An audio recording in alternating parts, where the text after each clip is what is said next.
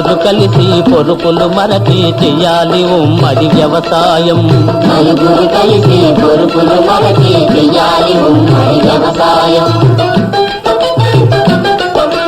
నలుగురు కలిసి పొరుపులు మరచి చేస్తే ఉమ్మడి వ్యవసాయం మనకిస్తుందెక్కువ ఫలసాయం. ఇది రైతులకెంతో సదుపాయం. నలుగురు కలిసి పొరుపులు మరచి చెయ్యాలి ఉమ్మడి వ్యవసాయం.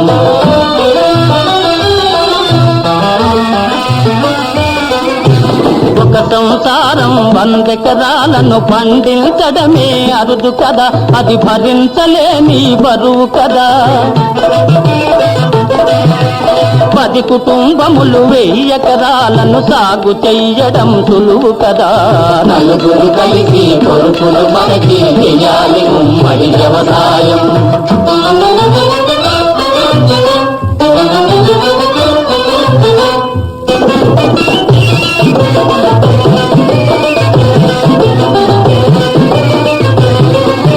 మహారాజులు తమిళదారులు మత్తుకు దొరకని కాలంలో ఈ ప్రజలే ఏలే రాజ్యంలో.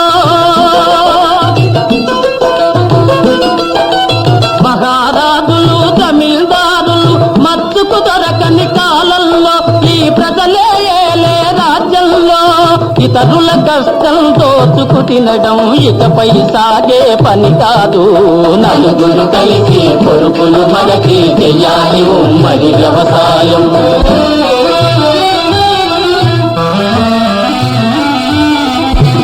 ఇది ఏ సూత్రం ఒక్కడు మాత్రం భూమిని గుత్తకు కొనరాదు. కదు సోమరిపోతాయి మనరాదు.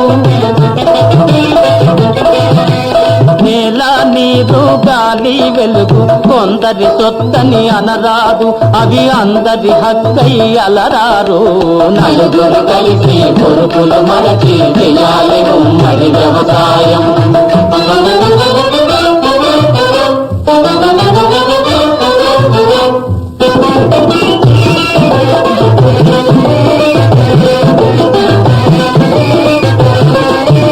ఒక్కొక్క వ్యక్తి సమస్త శక్తి ధారపోసి పని చెయ్యాలి. ధనధాన్య రాసులే పెంచాలి.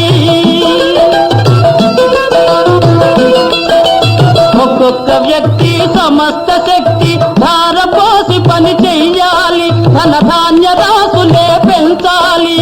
కూటికి గుడ్డకు లోటు లేక తనకవసరమైనవి పొందాలి.